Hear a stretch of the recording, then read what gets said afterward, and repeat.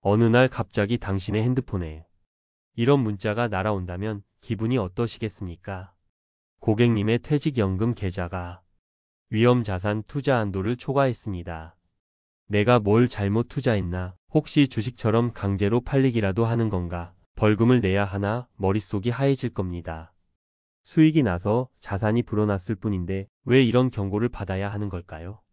잠시 후 자녀 결혼식 자금 때문에 피눈물을 흘리며 IRP 계좌를 깨야만 했던 한 자영업자의 이야기를 들려드릴 겁니다. 그가 미처 몰랐던 단 하나의 치명적인 규칙은 과연 무엇이었을까요? 오늘은 세금 몇 푼 아끼려다 소중한 노후 자금을 위협에 빠뜨릴 수 있는 IRP의 숨겨진 함정과 그 해법에 대해 낱낱이 파헤쳐 보겠습니다. 정년퇴직을 2년 앞둔 김병철 부장님의 이야기입니다. 손때 묻은 낡은 다이어리에 매달 수입과 지출을 꼼꼼히 기록할 만큼 성실한 분이셨죠.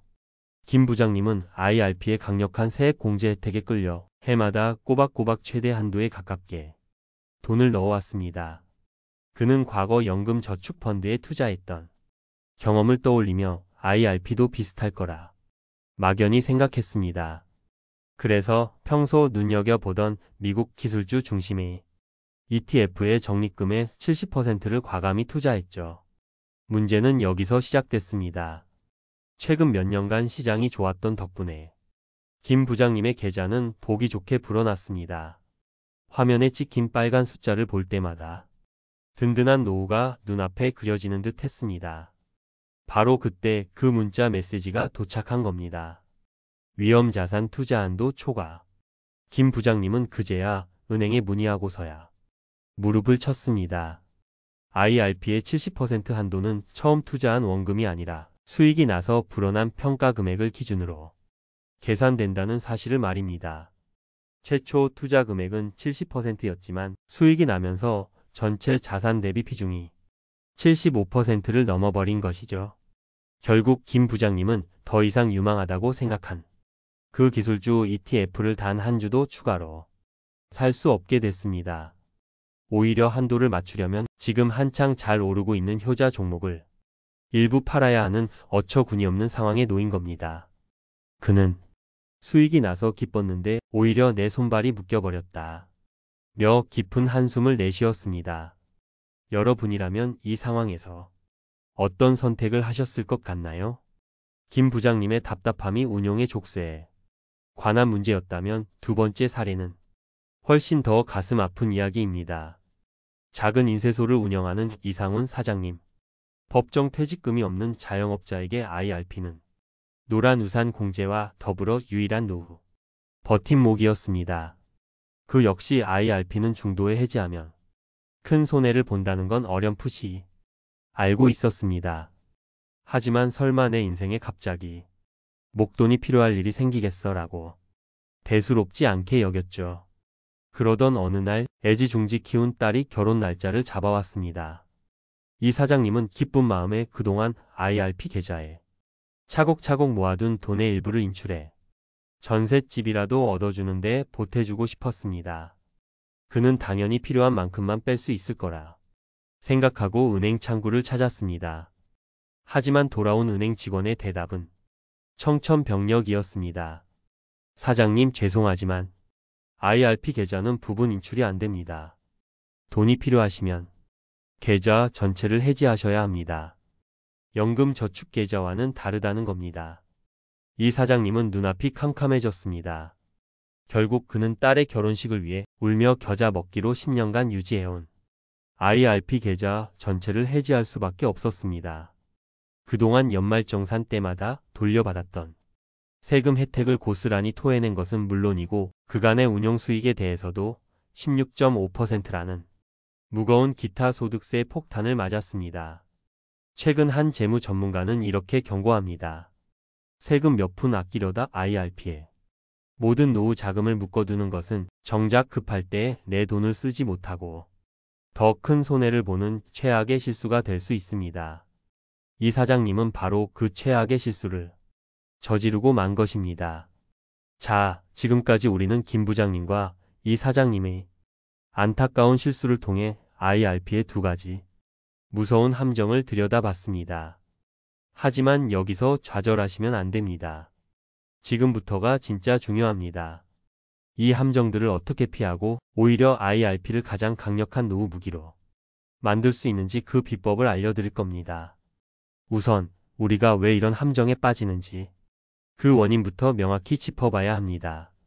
첫 번째 함정은 바로 평가액 기준의 70% 룰에 대한 무지입니다. 대부분 처음 투자할 때 원금 기준으로만 70%를 맞추면 끝이라고 생각합니다. 하지만 IRP는 살아있는 생물처럼 시시각각 변하는 평가액을 기준으로 삼습니다. 관련 규정에 따르면 수익이 발생의 한도를 초과해도 즉시 강제 매도를 당하는 건 아닙니다. 하지만 추가적인 위험 자산 매수가 막히면서 사실상 내 계좌 운용의 자율성을 빼앗기는 보이지 않는 족쇄가 채워지는 셈입니다. 두 번째 함정은 70% 룰에이면 바로 안전자산 30% 의무라는 동전의 다른 면을 보지 못하는 것입니다.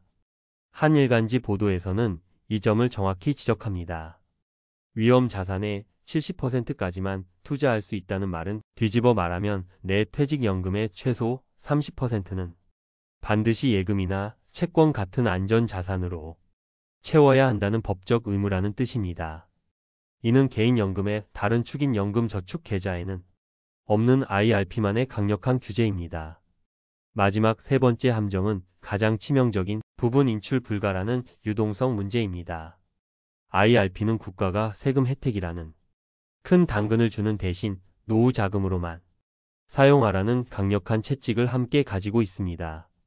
법에서 정한 무주택자의 주택 구입이나 6개월 이상 요양 등 아주 특별한 사유가 아니라면 내 돈을 중간에 꺼내 쓸 방법은 전체 해지라는 극단적인 선택지밖에 없습니다. 이는 IRP 가입 전 반드시 10번, 20번 확인해야 할 가장 중요한 대목입니다. 그렇다면 이 무서운 함정들을 피하고 IRP의 단물, 즉 세제 혜택만 쏙 빼먹을 수 있는 방법은 없을까요? 당연히 있습니다. 지금부터 그 슬기로운 IRP 활용 전략 세 가지를 말씀드리겠습니다. 첫 번째 전략, 적격 TDF를 활용해 100% 투자 효과를 누리는 것입니다. 법은 규제만 만드는 것이 아니라 빠져나갈 구멍도 함께 만들어 둡니다.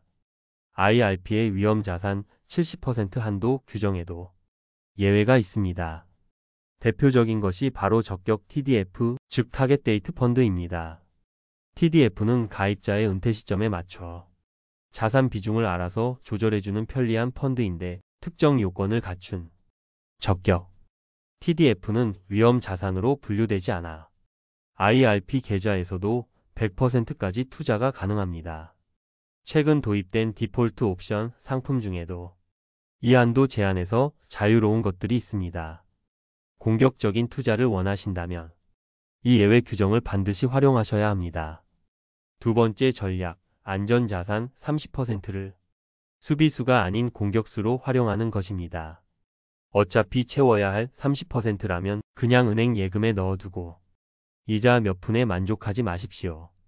요즘 같은 시기에는 안정적인 이자를 주는 우량 회사채나 국채에 투자하는 채권형 ETF도 훌륭한 대안이 될 수 있습니다.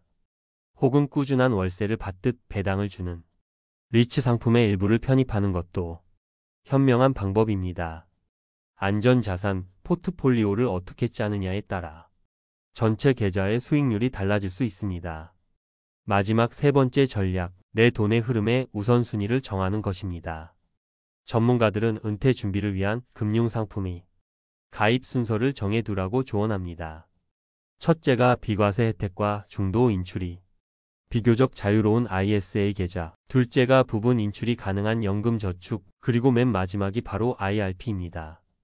즉, 단기적인 비상금이 필요할 때를 대비해 유동성 높은 계좌부터 충분히 채워두고 그 이후에 10년, 20년 묶어둬도 괜찮은 진짜 여유 자금만 IRP에 넣는 것이 가장 안전하고 현명한 전략이라는 겁니다. 오늘 우리는 IRP라는 양날의 검을 살펴봤습니다. 강력한 세제 혜택이라는 달콤한 열매를 주지만 그 이면에는 70% 룰과 유동성 함정이라는 날카로운 가시를 품고 있었죠.